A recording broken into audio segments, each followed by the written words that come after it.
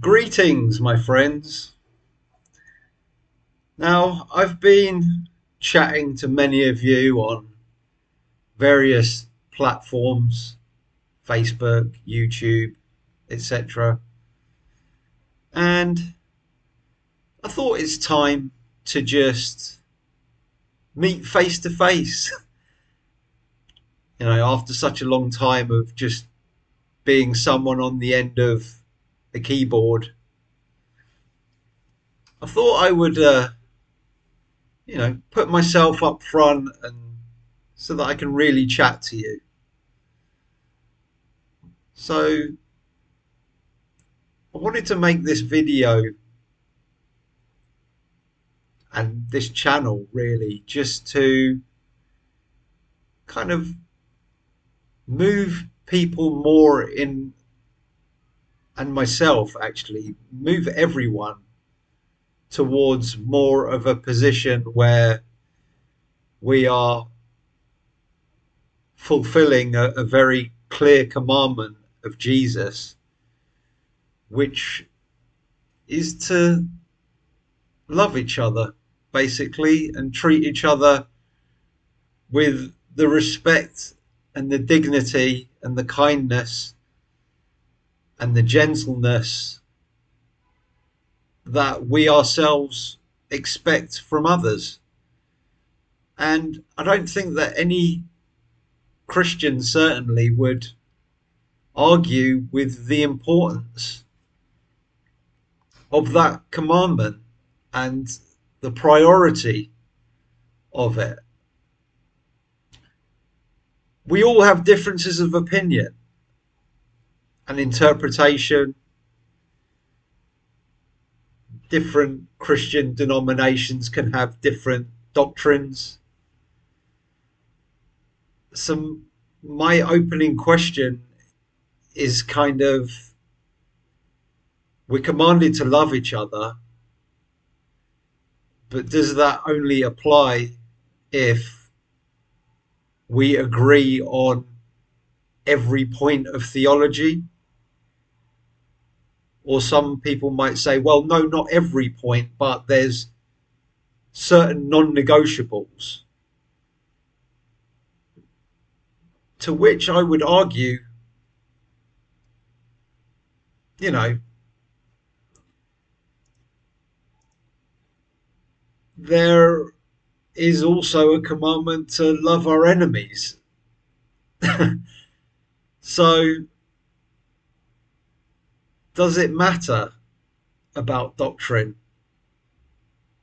and about our specific theologies when we're also supposed to love kind of everyone, even our enemies, who may not be Christians? So I think it's pretty obvious to me that the command to love each other applies to all circumstances, regardless what people believe. And I think it's just a matter of respectfulness, of kindness,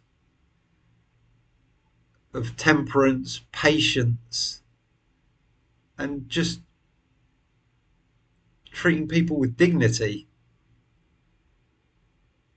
So, I'm taking John 15:12. Well, from verse 9 it starts off, as the Father has loved me, so have I loved you. Abide in my love. If you keep my commandments, you will abide in my love, just as I have kept my Father's commandments and abide in his love. These things I've spoken to you, that my joy may be in you and that your joy may be full. This is my commandment, that you love one another as I have loved you. Now, theology. Like I mentioned, there is always going to be differences of opinion I personally can say that I don't think I've ever met another Christian who agrees with me about absolutely everything that I think about the Bible. And I'm not sure if that will ever happen, actually. So, can we still love each other and treat each other with respect? Of course. I think that that's entirely possible.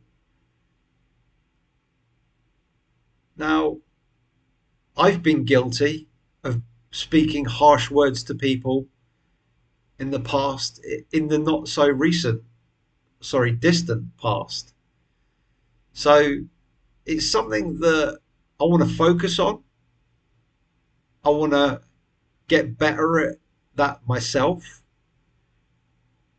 And I just want to encourage other people to also always move in that kind of direction, even when you're confronted with major differences with other people. So I don't think someone's beliefs or theology should affect our attitude towards them. It should always be a loving and kind and gentle approach. And I think one of the things that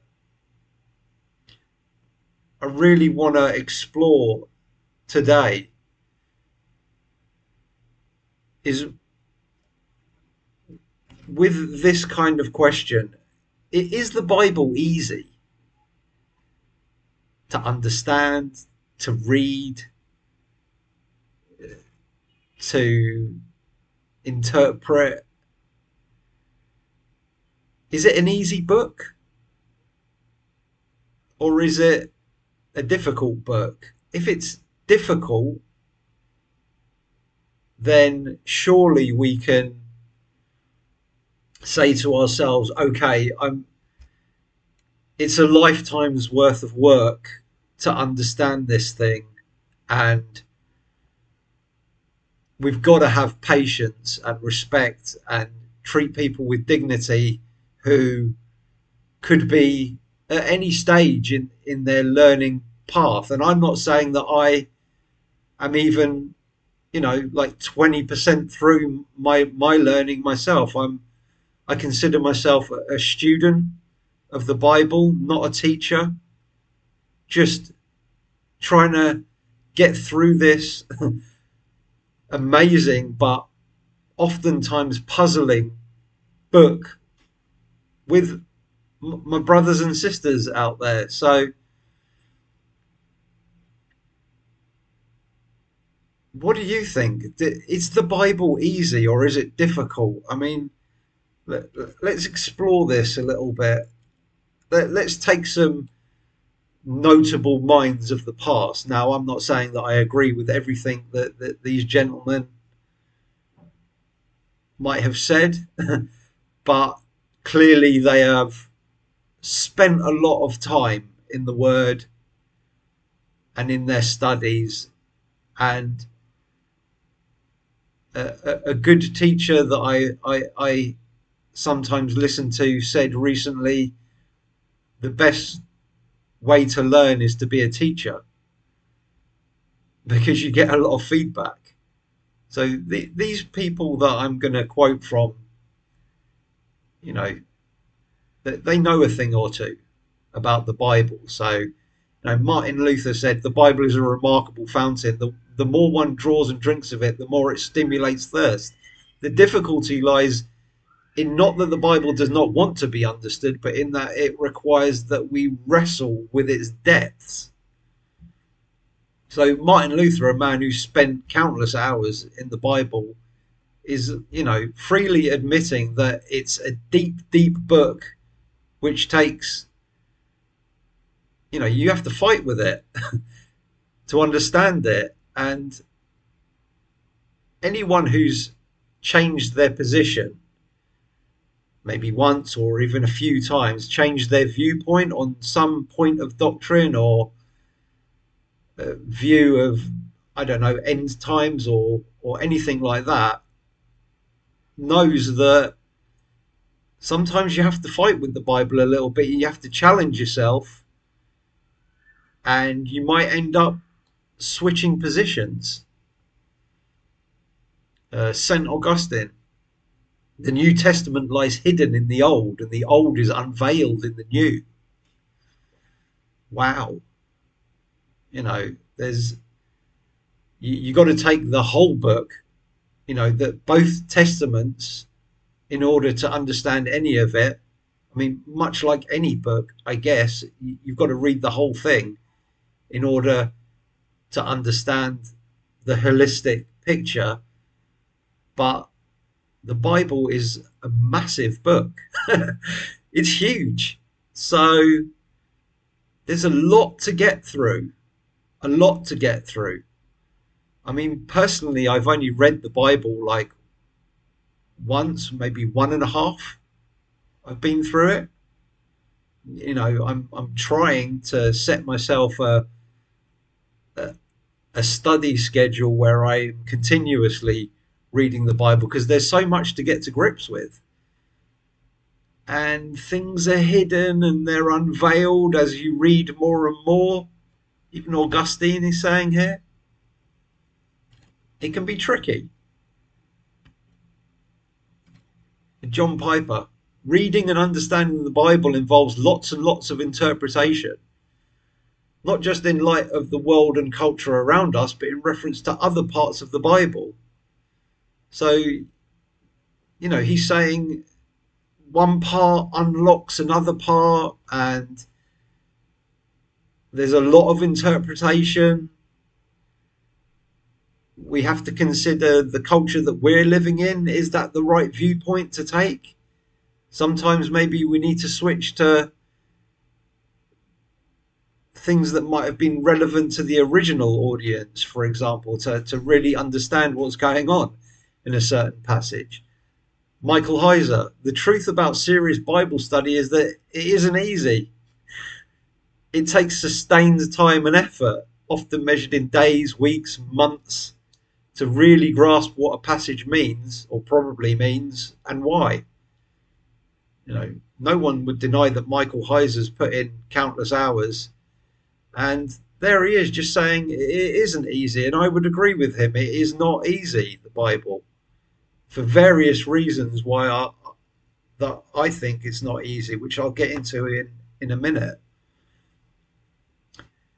And even when you do the sustained effort, he's still saying, well, you can work out what it probably means, but you can not really be 100% sure on it.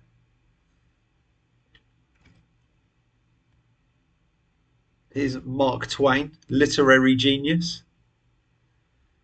It ain't those parts of the Bible that I can't understand that bother me, it's the parts that I do understand. I mean, you can take that how you want, but to me that reads that there are many parts of the Bible that people don't understand. I think I heard that John Calvin wrote a commentary on every book of the Bible except for Revelation. He didn't even go near it because it's so difficult. So that just tells you a man of John Calvin's caliber, a lifetime of study, and like he obviously didn't want to touch Revelation with a barge pole, and there must have been big reasons for it. And this is one that I really want to focus on here. C.S. Lewis, the Bible read in the spirit and with the guidance of good teachers will bring us to Christ, but we must not use the Bible as a sort of encyclopedia out of which text can be taken for use as weapons. And I think, and again, I've been guilty of this as well, we forget sometimes that our words have consequences on other people. And I think in the modern age where we have Facebook and all the rest of it, and you're just typing to someone, I think a lot of people will say things to people on text message that they just wouldn't say to them face to face. I think people are generally a lot nicer face to face than they are in text mode. So, you know, words can be hurtful and words can have serious consequences. They can cause division, disruption. Uh, they can have divisive end product. And I think we need to avoid that kind of at all costs.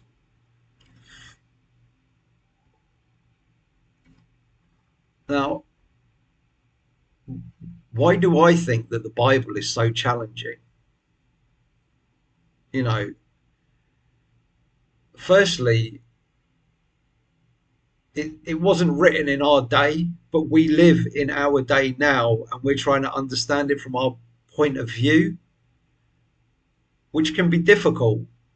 You know, we have cultural biases, we have kind of a modern, I don't know, like scientific mind that may read stuff in the Bible from a kind of biased perspective.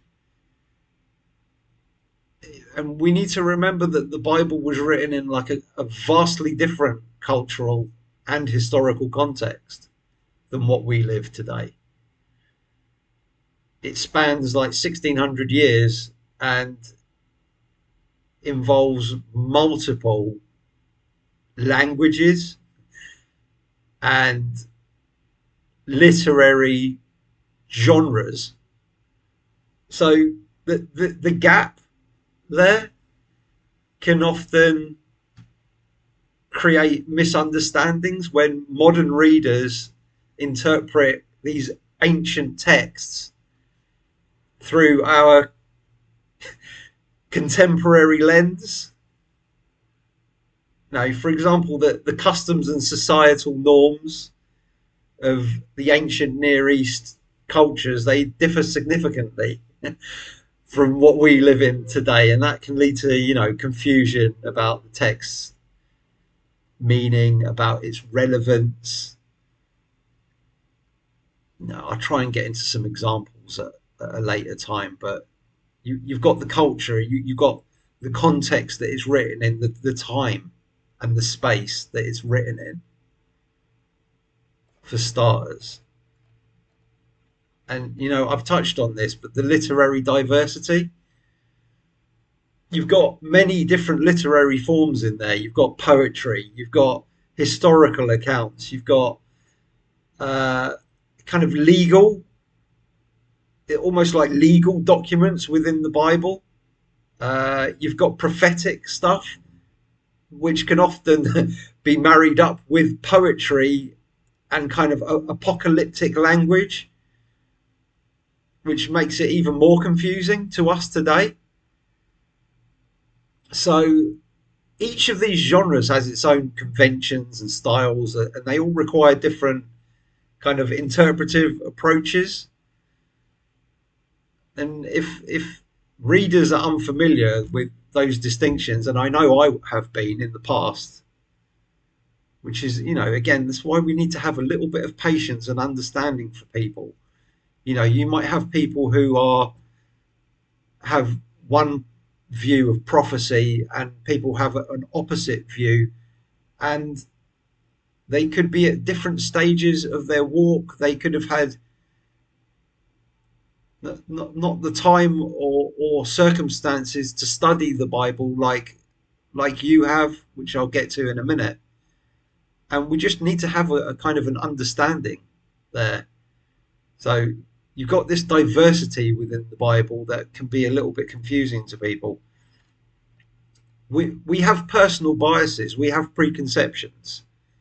You know, we all bring that to the table when we read the Bible. So the tendency to interpret scripture through your personal experiences or your personal beliefs that you might have been told externally, that can lead to misinterpretations. So and this challenge is confounded by the fact that many readers may not be aware of their biases at all, or how those biases impact the text. There can be spiritual factors at play as well. You know, as Christians, we believe that kind of God's Spirit helps us in our understanding of the Bible. So various people can be having various different spiritual challenges in their lives, which can hinder how they engage with the Bible meaningfully.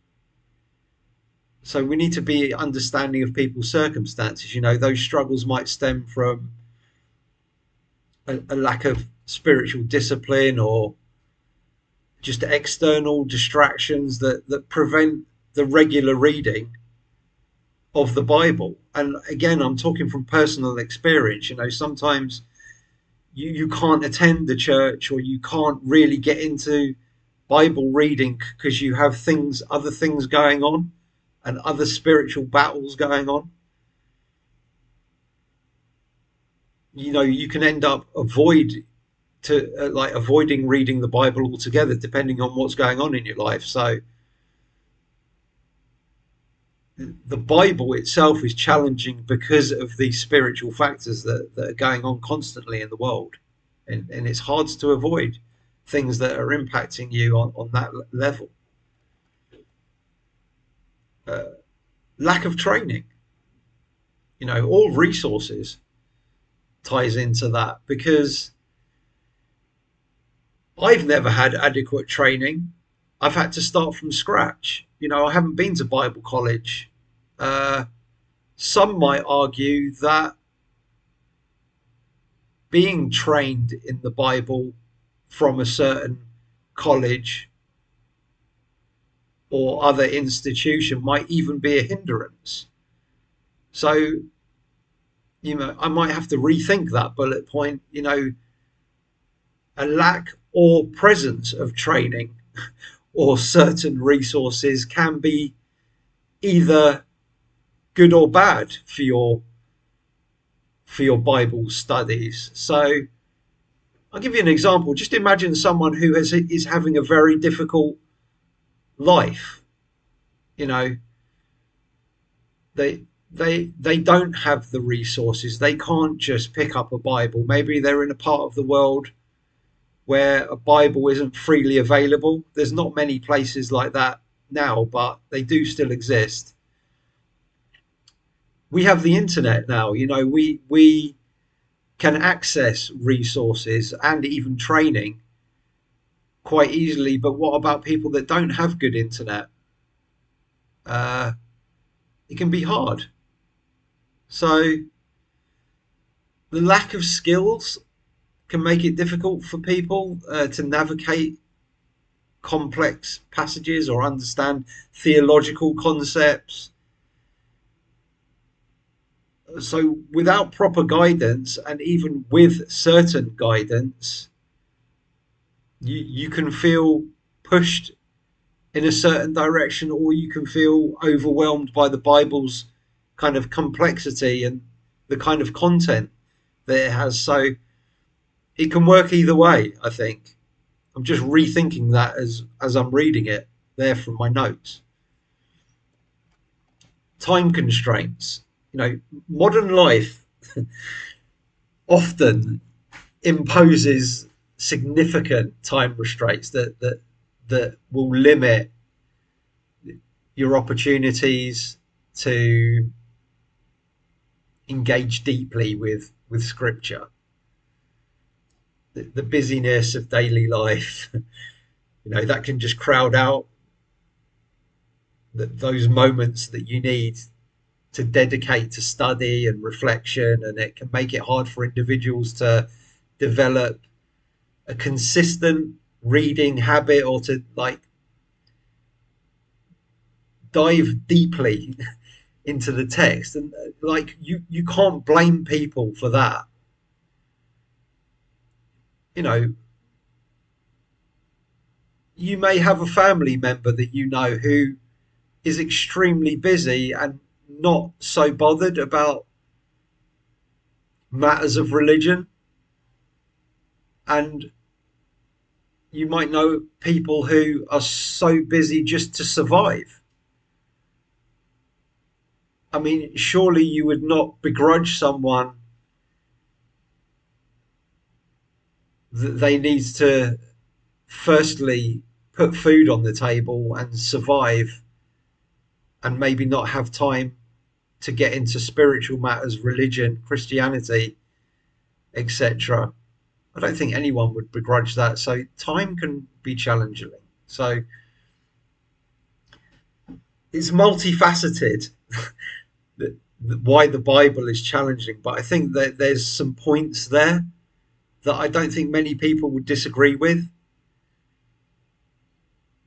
You know, to address these challenges, that would be a challenge in itself. You know, it takes intentional effort.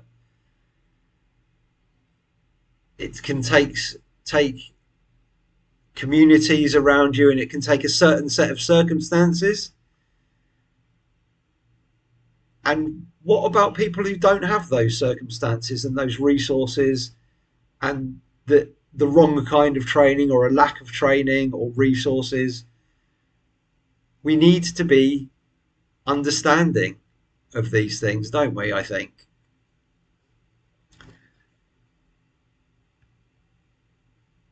Now,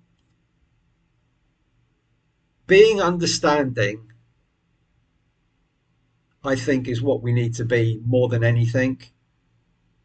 And I think the Bible stresses that a lot. We've gone through John 15, Galatians 5. But the fruit of the Spirit is love, joy, peace, patience, kindness, goodness, faithfulness, gentleness, self-control. Against such things there is no law. So I think this is an important passage here, because, I mean, this is all over the Bible, all over the place. If we're in the Spirit of God, in the Spirit of Jesus, then we are going to be showing those fruits, aren't we? Peace, patience, kindness, goodness.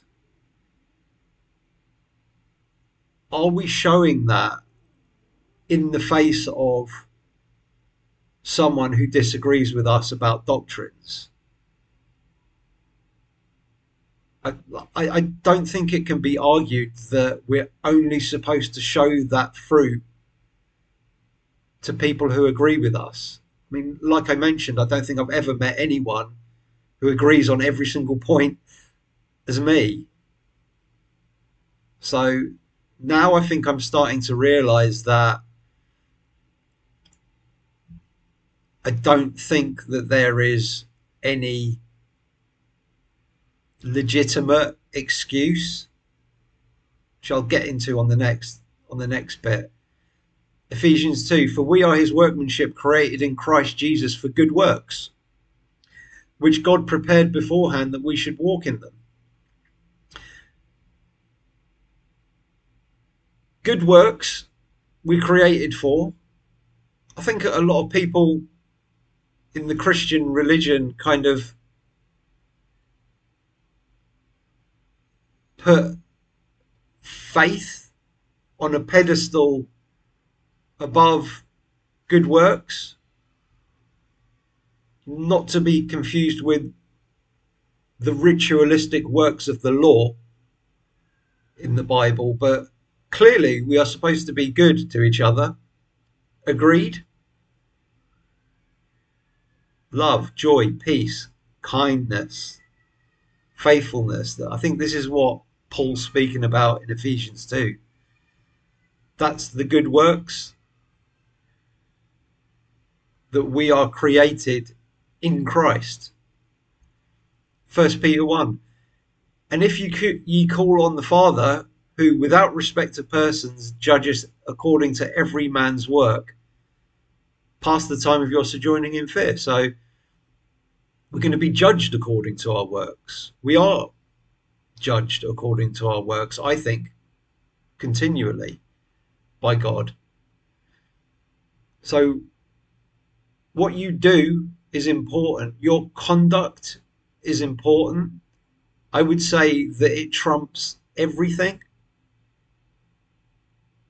to do with Christianity or religion in general.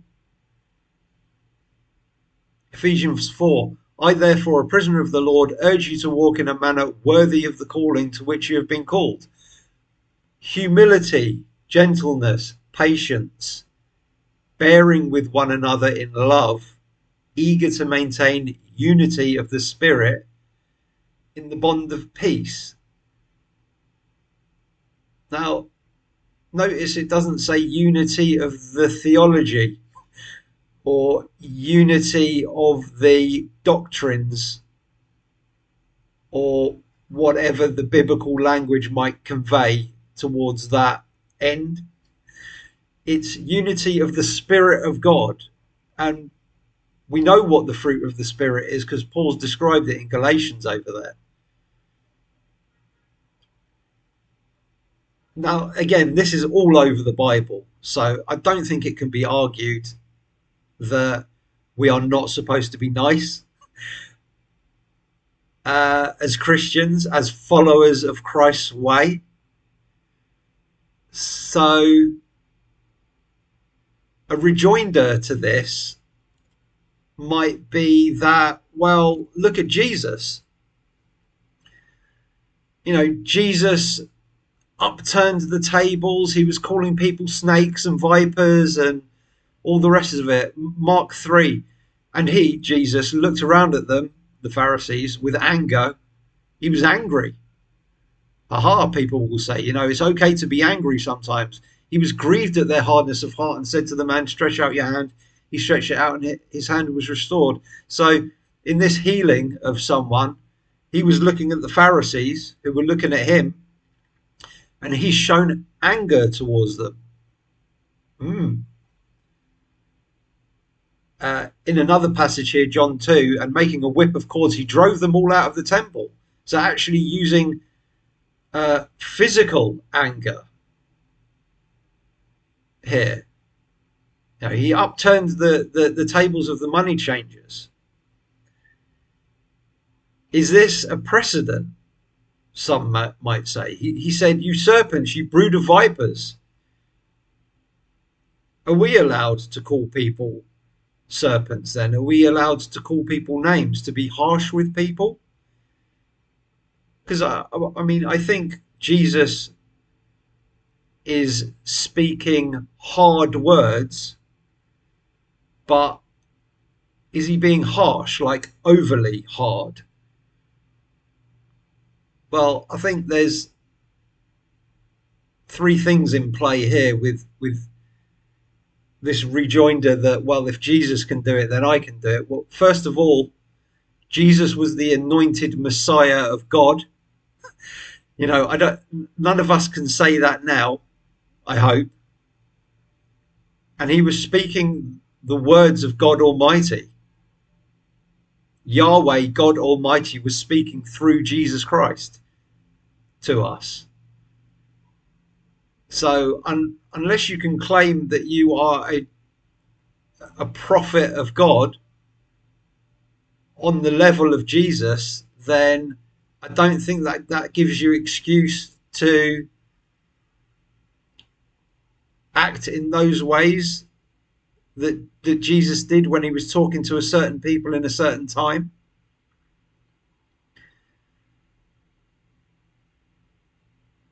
Also, there's the factor here that that wicked and evil generation that Jesus was speaking to, this was all foretold by the prophets, by Moses, the prophets, the law. This was Jesus righteously calling down the curses of the old covenant on a perverse generation, exactly how he should have done. So again, that's not us today. That's not the position that we're in. He was also pointing out and calling out truly wicked and evil conduct. So if you're confronted with someone who just simply has a different theology from you, who's got different doctrines, I don't think that that is wicked and evil. You know, many people out there who might be listening to this have been thrown out of church, and the pastor might have used the excuse that, well, you've got wicked and evil doctrines. But is having a different doctrine, even if it's a fundamental doctrine, is that truly wicked and evil?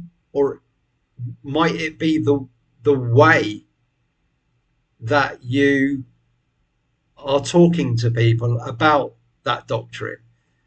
Fair enough. If you and your pastor disagree on a doctrine and you're pushing it on people in a maybe malicious, or even if you're calling other people heretics or such, like just being harsh, and again, I've been guilty of this myself. Sometimes I might say to people, well, if you don't believe this or that, then you're calling Jesus a liar, or you're saying that such and such, or this apostle or this disciple is a false prophet. And that's something that I need to kind of step it down on a little bit as well. So again, I'm not saying I'm perfect, but I want to try and push you, and even push myself more towards being a bit more mindful that what comes out of our mouth can have tremendous effects on other people. And I believe it says in a verse somewhere that what comes out of your mouth can defile you. So in summary, I don't think that Jesus's behavior against the religious leadership in the first century can be used as a pretext to say, well, if you don't agree with my theology, then I can just call you a snake and an antichrist and a heretic, and use hurtful, harsh words towards people. And I've seen very recently pastors get up on their videos or on YouTube or whatever, and say, "Oh, I'm fed up with these Christians who say we just need to be kind and loving and respectful to people, and they want to be mollycoddled, And sorry, but with the emphasis that Jesus and the apostles have constantly throughout the Bible on being loving and kindful and respectful and treat people with dignity and respect, I don't think you've got a case there for saying, well, we need to, beat people over the head. We need to continue beating people over the head and throwing them out of the club if they're not boom, boom, boom on every point of doctrine.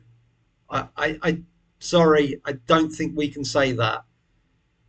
And I don't think that you can get away with saying, oh, this woke generation that they need a medal no matter where they finish in the race. No, I think that we need to just take stock and go back to basics and understand what is the fundamental and most important point of Christianity, which I think it's been boiled down pretty well by Jesus, by Paul, by the other apostles, that there is nothing greater than love. There's nothing greater. And if we just go back here, Paul says, against such things there is no law. If you have joy, if you have peace, patience, kindness, basically, if you're a nice and good person, there's nothing that you can bring against that person. There's no charge that you could bring against that person. So I just we need to think about that a little bit more, even in terms of salvific issues, even. So my question there is, can we show negative conduct towards people? And I would say the answer is no. Do we all show negative conduct to people at times? Yes. Me, myself, definitely. And I need to constantly remind myself that that is not on. That is not a good look.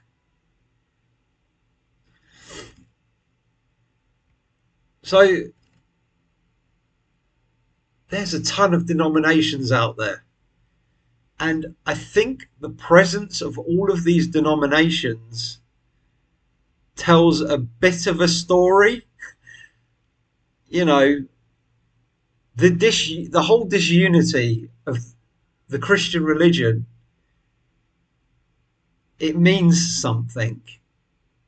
And you know, you can go all the way back to where first of all Christianity broke off from Judaism.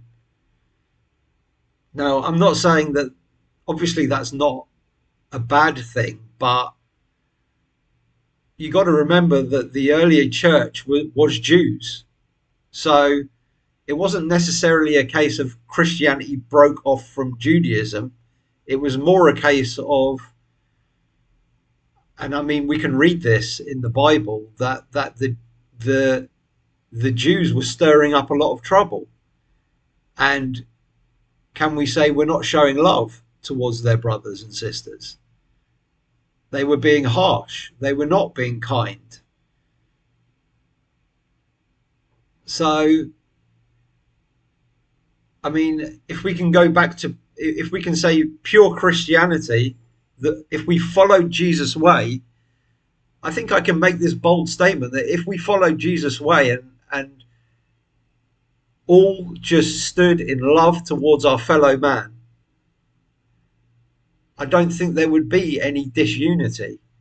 But because we are so harsh on people that have a different theology from us,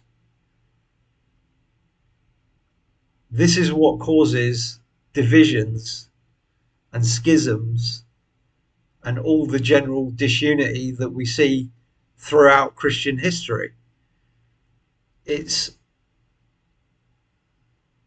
one group telling another group that you're not in our club. You're going to have to get out. Now, it's I'm not saying that differences in theology and doctrines is a bad thing. I think we should talk about it.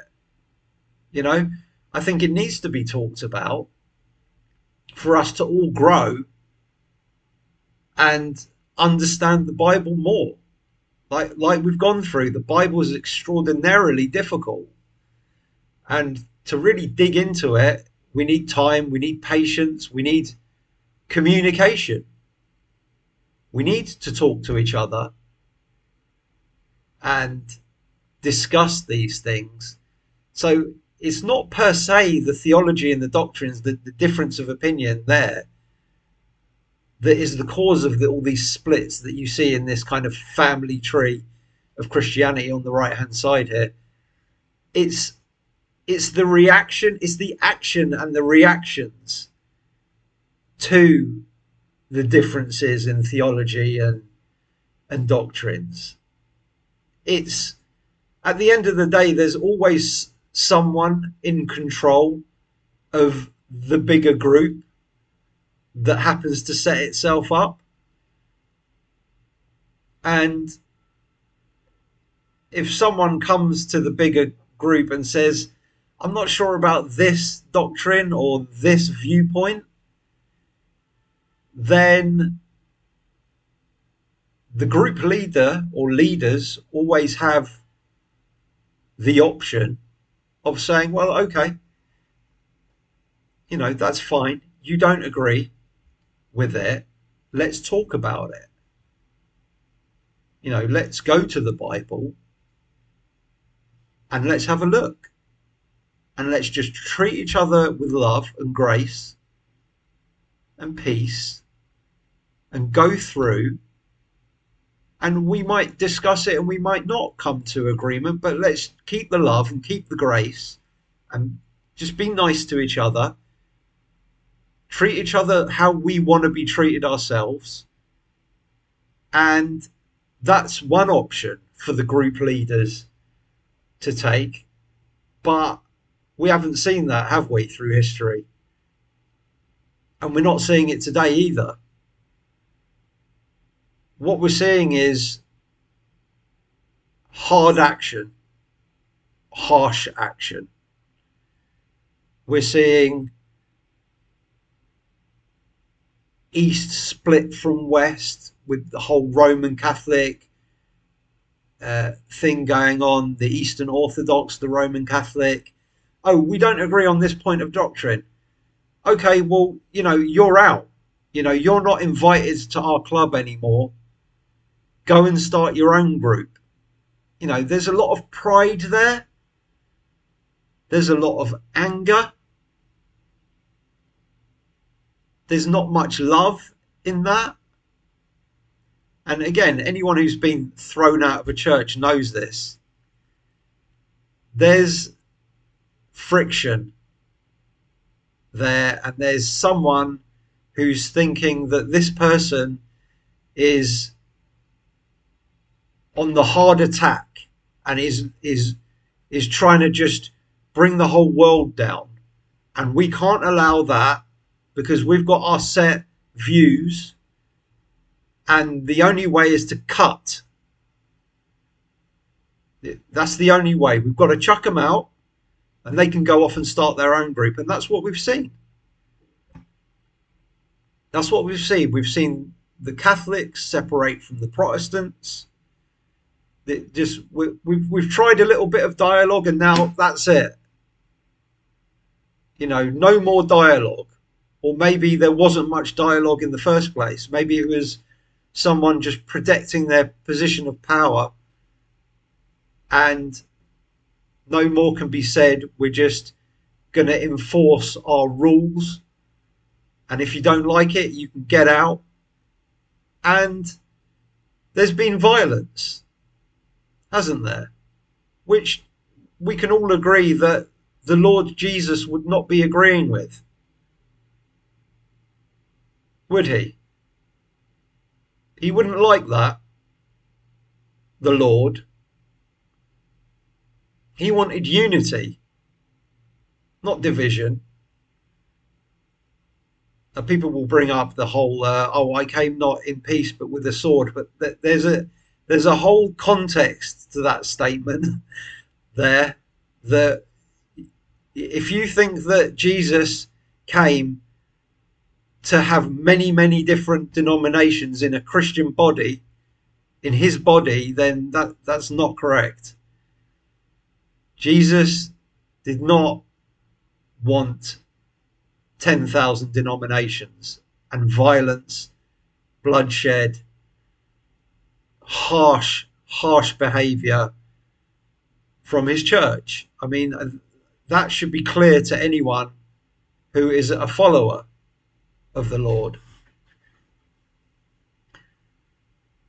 So, I'm going to wrap up, and there's various different things that can cause. There's various fundamental things, I think, that people differ on with regards to theology and doctrines and views, and these differences shouldn't cause a lack of love, and they shouldn't cause disunity. And when I say disunity, I don't mean, well, I don't agree with your view.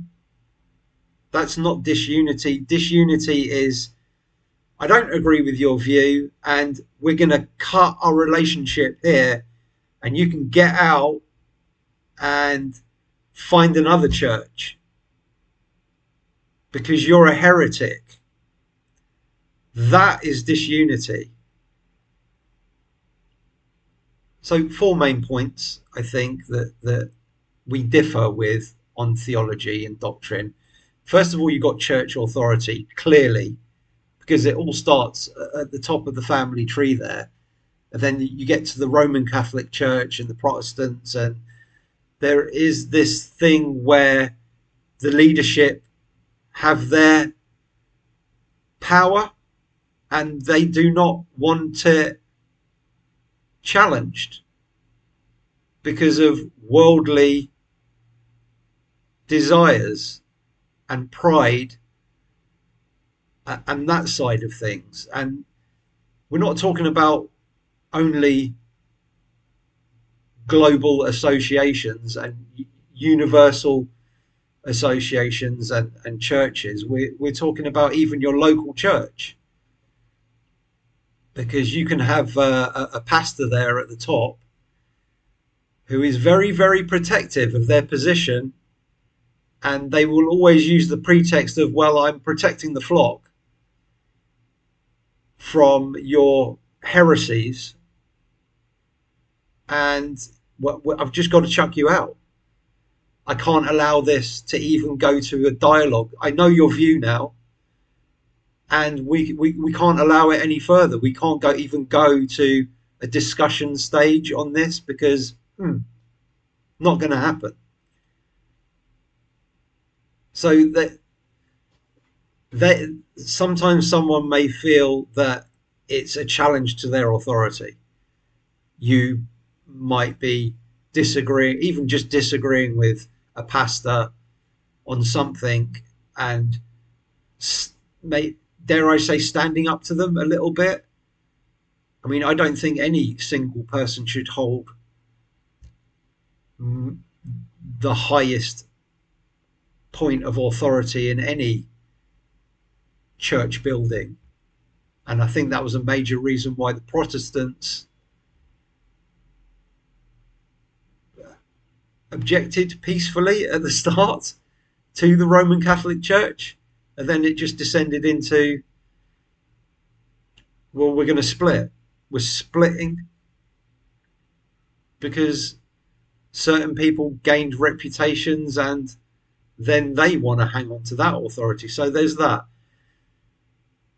Another major difference is the identification and kind of who is Jesus, who is God, who is Yahweh, and there's been major splits over this. And again, I want to kind of move in the direction of encouraging people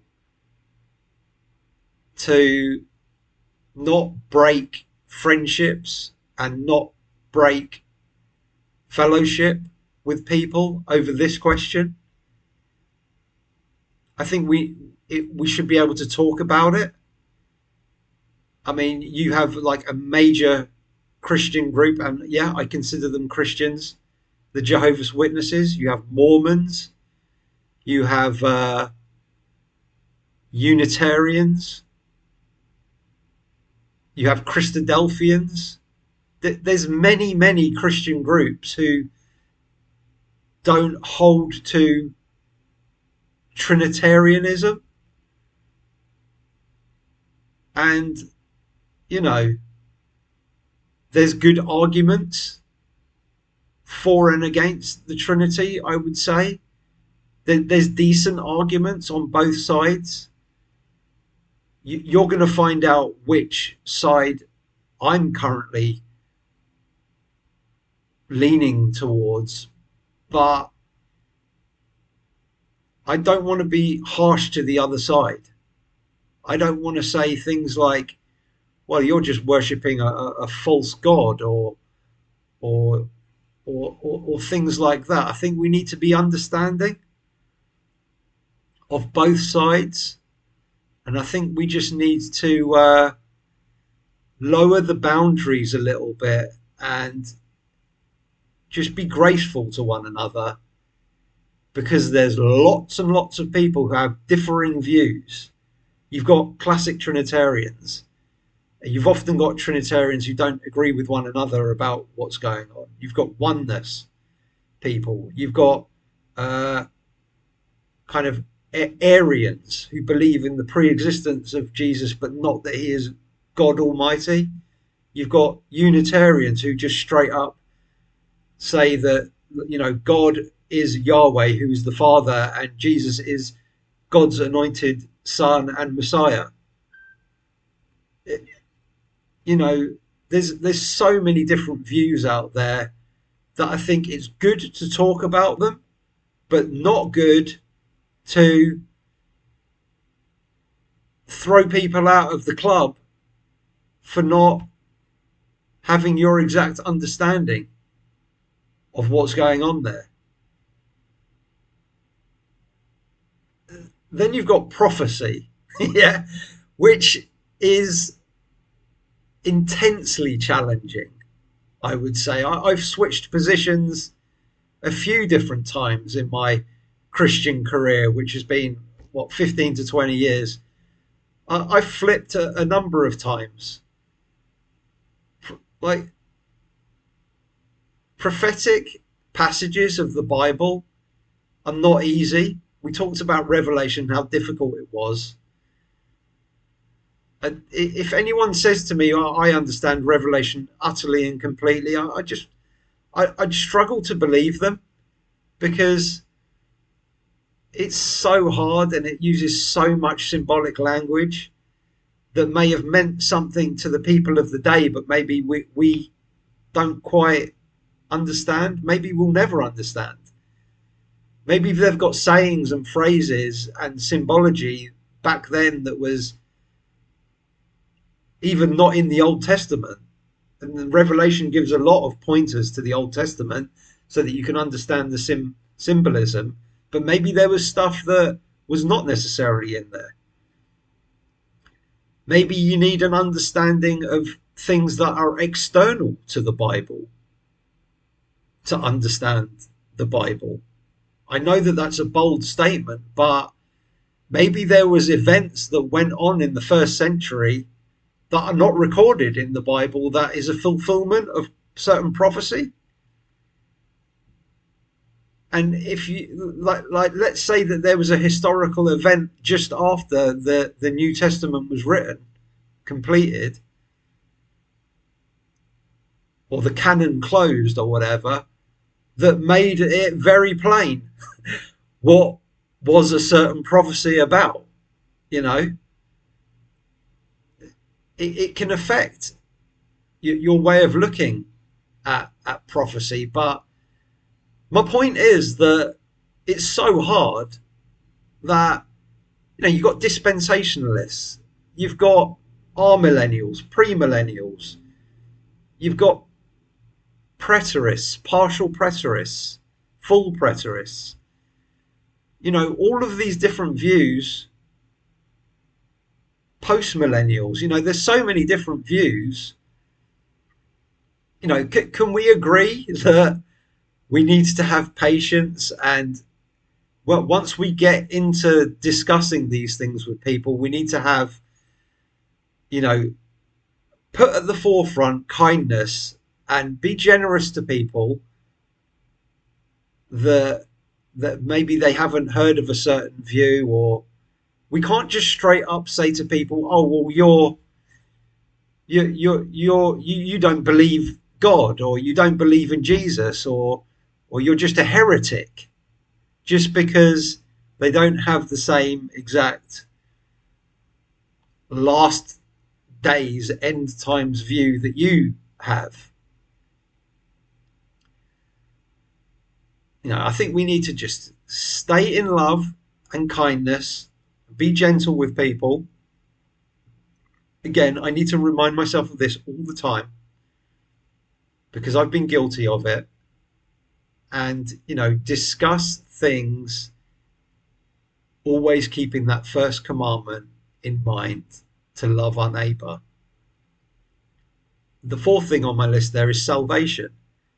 You've got Calvinists, Arminians, you've got people who say we are saved by faith, completely separate from how you behave or your conduct.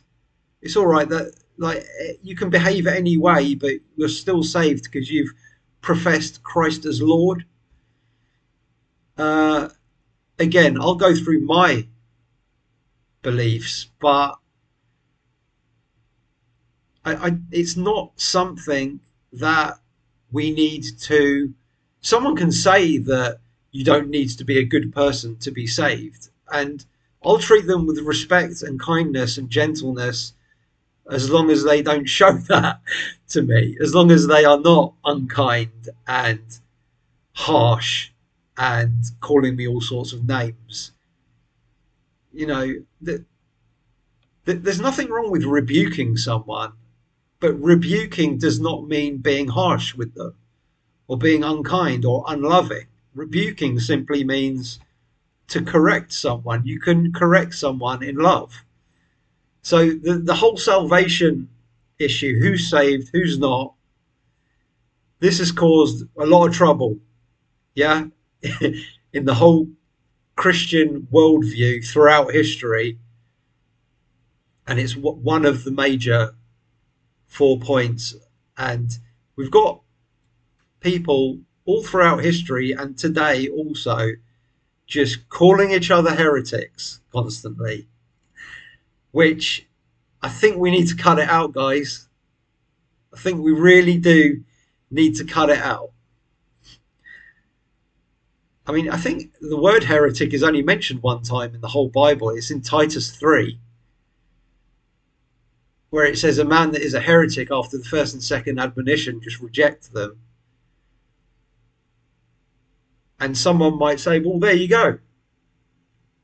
If you're a heretic, meaning if you have a different view to the traditional view, then that's it. I can reject you on those grounds. I think we need to dig a little bit deeper on the Greek there, even with what does reject mean, what does heretic mean. I mean, as far as I can see in my concordance, a heretic is someone who is the schismatic person. They are the one who are divisive. So, again, is someone who comes to you and says, I don't actually agree with that view that you've just espoused, but I'm happy to talk about it, and can we go through the Bible and can we have a look at it? That I don't think that's a heretic. I don't think that's. I mean, first of all, no one can be the arbiter of truth 100% on what is the right theology, because it's so difficult, right? So, I mean, a heretic there in the Bible means someone who's divisive, not someone who's got the wrong theology. It's not someone who doesn't have the correct doctrines. It's someone who is acting and actioning divisiveness and discordant. So I could argue that in a scenario where you have someone who's been chucked out of their church and all they've done is they've gone to a pastor or gone to some of the congregation and said, I'm not sure about what the pastor said there. I don't really agree with that because of X, Y, and Z, but I'm happy to talk to people about it. That's my current position, but I'm happy to change my mind if so. I don't think that that's a heretic, that person, even if they're wrong. Well, I mean, again, who can be the final arbiter of who's right and wrong? People will say, well, the Bible's the final authority, but then everyone has different interpretations.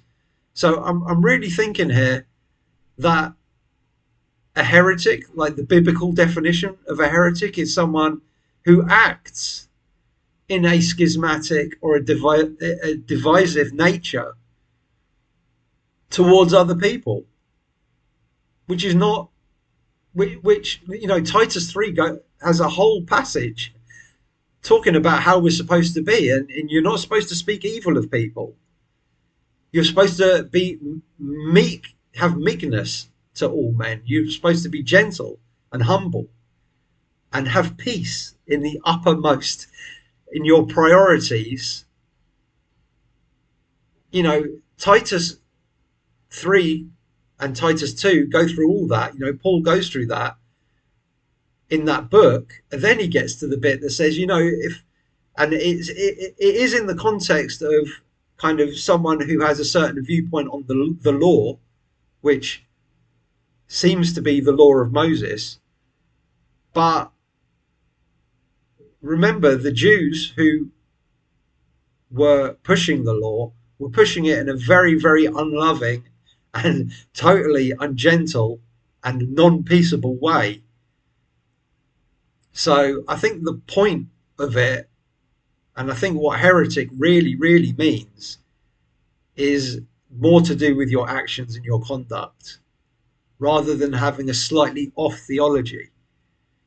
I saw a very funny meme on Facebook a few weeks ago, and it was just Jesus and a child there in heaven. And the kid's saying to Jesus, where is everyone? Is it just me and you? And Jesus says to the kid, well, everyone else's theology was just a little bit off. It can't be that, can it? It can't be like that. It can't be based on intelligence, is what I'm saying, over whether or not we're in a good position with God or not. Because you can have people of varying intelligence. You can have people who are mentally challenged, like mentally challenged, and who just simply can't understand the Bible and never will.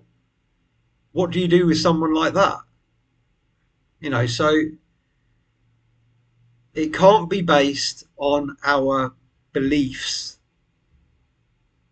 per se, is what I'm saying. And we need to hold off on being harsh to people just based on,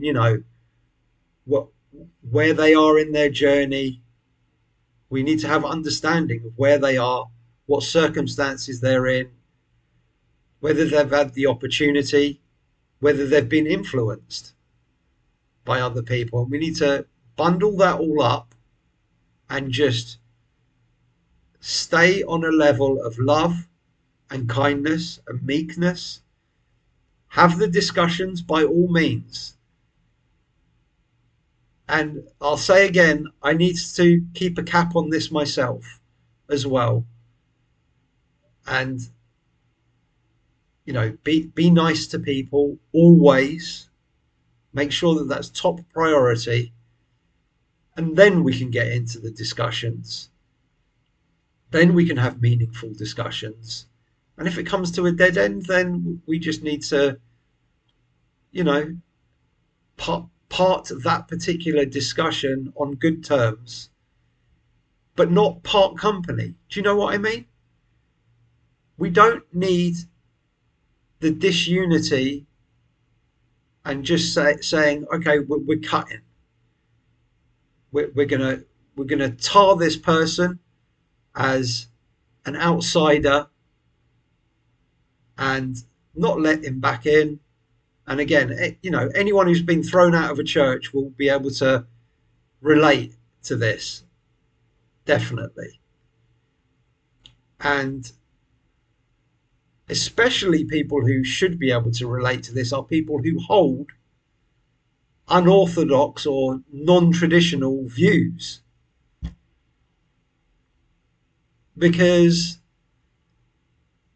I'm a member of some Facebook groups that have a non-traditional view, and that's the theme of the group. But then when you go in there and you maybe present an opinion that is also non-traditional but on a different subject, suddenly you've got a load of people who are being called a heretic by 95% of the universal church, so should understand that they need to be a little bit more relaxed with throwing around words like heretic and, well, you just don't believe the Bible, etc. You'd think that they would be more understanding than others, but what I'm finding is that there's the same tendency there of being quite harsh on people. And I think we need to have a look at that, guys. And I think we just need to examine ourselves and bring back the unity of everyone. And I'm not even talking about just Christian unity, but you know, we need to be a light to all people. And when people of other religions are looking at Christians infighting and, oh, well, you've got 10,000 denominations, it's not a great look, is it? What's the road back from this? I think that the solution, and this shouldn't be surprising to people, but the solution is what the entire Bible basically is distilled down into, which is to love your neighbor as yourself. So thanks for listening. That's going to be my message. I'm going to talk about why I'm considered to be a heretic in 4 or 5 different ways, I would say, by now. And feel free to comment, but I would urge you to just stay grounded in love with all your comments, and let's dialogue as friends and brothers and sisters, and keep the unity and build the unity together, whatever our beliefs. Thanks a lot.